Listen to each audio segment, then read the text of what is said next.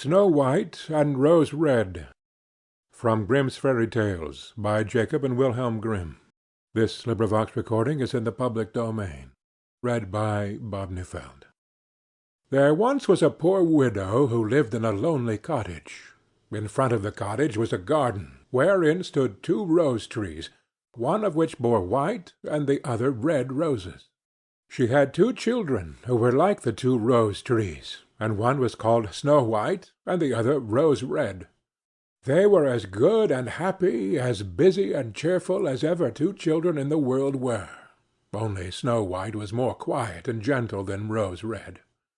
Rose Red liked better to run about in the meadows and fields, seeking flowers and catching butterflies. But Snow White sat at home with her mother, and helped her with her housework, or read to her when there was nothing to do. The 2 children were so fond of each other that they always held each other by the hand when they went out together, and when Snow White said, "We will not leave each other," Rose Red answered, "Never, so long as we live." And their mother would add, "What one has she must share with the other." They often ran about the forest alone and gathered red berries, and no beasts did them any harm, but came close to them trustfully. The little hare would eat a cabbage leaf out of their hands, the roe grazed by their side, the stag leaped merrily by them, and the birds sat still upon the boughs and sang whatever they knew. No mishap overtook them. If they had stayed too late in the forest and night came on, they laid themselves down near one another upon the moss and slept until morning came, and their mother knew this and did not worry on their account. Once when they had spent the night in the wood and the dawn had roused them, they saw a beautiful child in a shining white dress sitting near their bed. He got up and looked quite kindly at them, but said nothing, and went into the forest. And when they looked round they found that they had been sleeping quite close to a precipice, and would certainly have fallen into it in the darkness if they had gone only a few paces further. And their mother told them that it must have been the angel who watches over good children. Snow White and Rose Red kept their mother's little cottage so neat that it was a pleasure to look inside it. In the summer Rose Red took care of the house, and every morning laid a wreath of flowers by her mother's bed before she awoke, in which was a rose from each tree. In the winter Snow White lit the fire and hung the kettle on the hob. The kettle was of brass, and shone like gold, so brightly was it polished. In the evening, when the snowflakes fell, the mother said, "Go, Snow White, and bolt the door." And then they sat round the hearth, and the mother took her spectacles and read aloud out of a large book, and the 2 girls listened as they sat and spun. And close by them lay a lamb upon the floor, and behind them, upon a perch, sat a white dove, with its head hidden beneath its wings. One evening, as they were thus sitting comfortably together, some one knocked at the door as if he wished to be let in. The mother said, "Quick, Rose Red, open the door. It must be a traveller who is seeking shelter." Rose Red went and pushed back the bolt, thinking that it was a poor man. But it was not. It was a bear that stretched his broad black head within the door. Rose Red screamed and sprang back, the lamb bleated, the dove fluttered, and Snow White hid herself behind her mother's bed. But the bear began to speak, and said, "Do not be afraid. I will do you no harm. I am half frozen, and only want to warm myself a little beside you." "Poor bear," said the mother, "lie down by the fire. Only take care that you do not burn your coat." Then she cried, "Snow White, Rose Red, come out. The bear will do you no harm. He means well." So they both came out, and by the lamb and dove came nearer, and were not afraid of him. The bear said, "Here, children, knock the snow out of my coat a little." So they brought the broom, and swept the bear's hide clean, and he stretched himself by the fire and growled contentedly and comfortably. It was not long before they grew quite at home, and played tricks with their clumsy guest. They tugged his hair with their hands, put their feet upon his back, and rolled him about, Or they took a hazel switch and beat him, and when he growled they laughed. But the bear took it all in good part, only when they were too rough he called out, "Leave me alive, children! Snow White, Rose Red, will you beat your wooer dead?" When it was bedtime and the others went to bed, the mother said to the bear, "You can lie there by the hearth, and then you will be safe from the cold and the bad weather." As soon as day dawned, the two children let him out, and he trotted across the snow into the forest. Henceforth the bear came every evening at the same time, laid himself down by the hearth, and let the children amuse themselves with him as much as they liked. And they got so used to him that the doors were never fastened until their black friend had arrived. When spring had come and all outside was green, the bear said one morning to Snow White, "Now I must go away, and cannot come back for the whole summer." "Where are you going, then, dear bear?" asked Snow White. "I must go into the forest and guard my treasures from the wicked dwarfs. In the winter, when the earth is frozen hard, they are obliged to stay below and cannot work their way through. But now, when the sun has thawed and warmed the earth, they break through it and come out to pry and steal, and what once gets into their hands and in their caves does not easily see daylight again."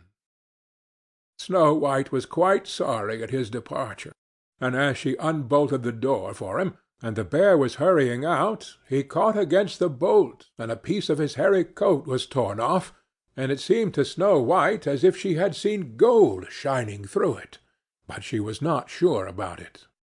The bear ran away quickly, and was soon out of sight behind the trees.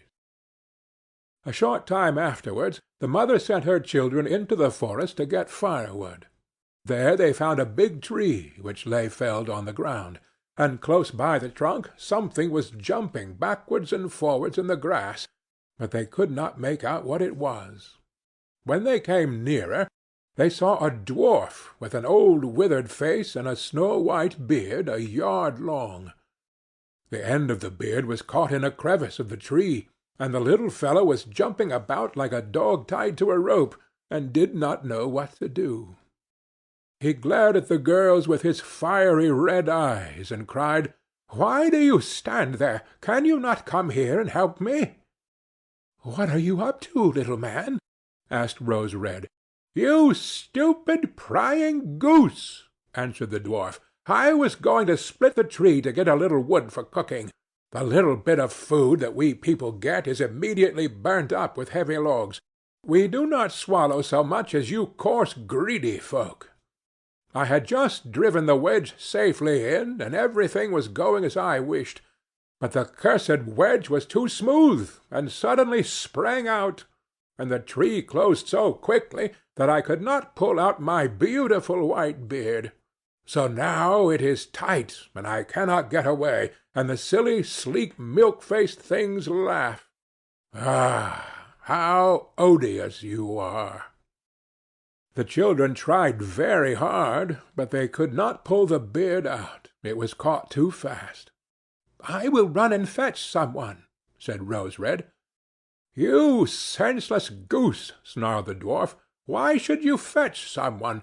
You are already too many for me. Can you not think of something better?" "Don't be impatient," said Snow White. "I will help you." And she pulled her scissors out of her pocket and cut off the end of the beard. As soon as the dwarf felt himself free, he laid hold of a bag which lay amongst the roots of the tree, and which was full of gold, and lifted it up, grumbling to himself, "Uncouth people, to cut off a piece of my fine beard! Bad luck to you!" And then he swung the bag upon his back, and went off, without even once looking at the children. Some time afterwards, Snow White and Rose Red went to catch a dish of fish. As they came near the brook, they saw something like a large grasshopper jumping towards the water, as if it were going to leap in. They ran to it, and found it was the dwarf. "Where are you going?" said Rose Red. "You surely don't want to go into the water?" "I am not such a fool," cried the dwarf. "Don't you see that the accursed fish wants to pull me in?" The little man had been sitting there fishing, and unluckily the wind had tangled up his beard with the fishing line. A moment later a big fish made a bite, and the feeble creature had not strength to pull it out. The fish kept the upper hand and pulled the dwarf towards him.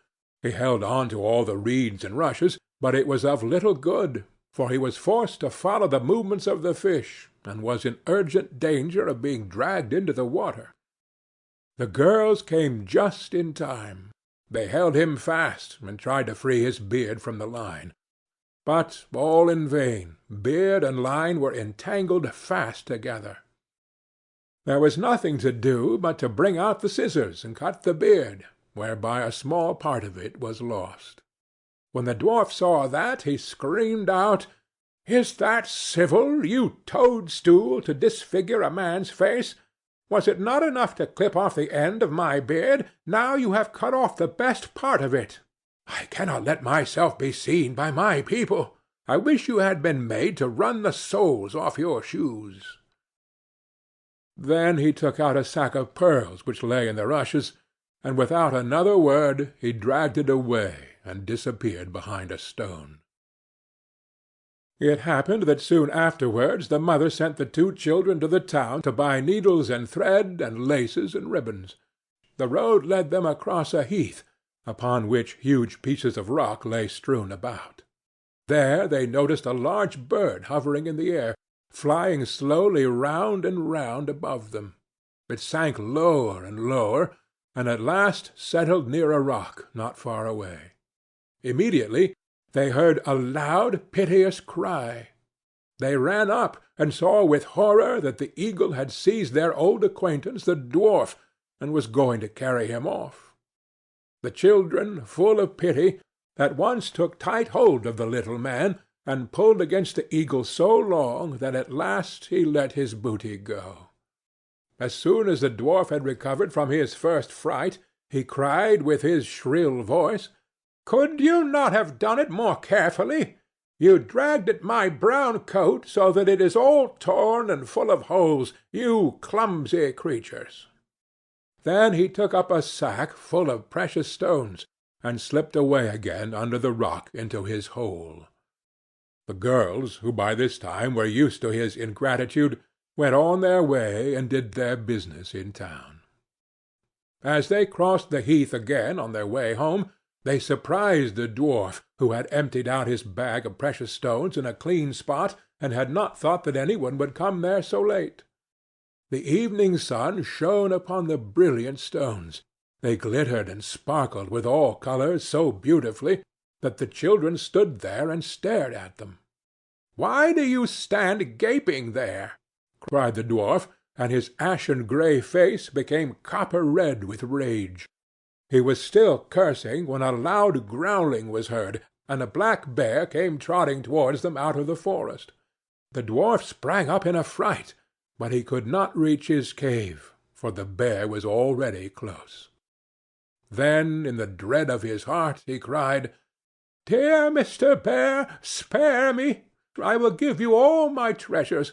Look, the beautiful jewels lying there. Grant me my life.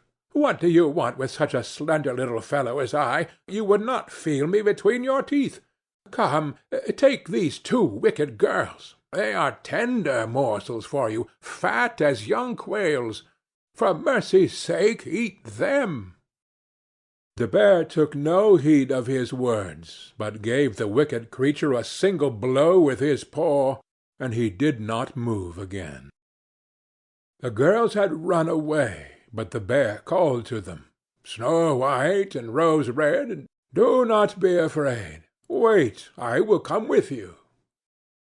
Then they recognized his voice and waited, and when he came up to them, suddenly his bearskin fell off, and he stood there a handsome man, clothed all in gold.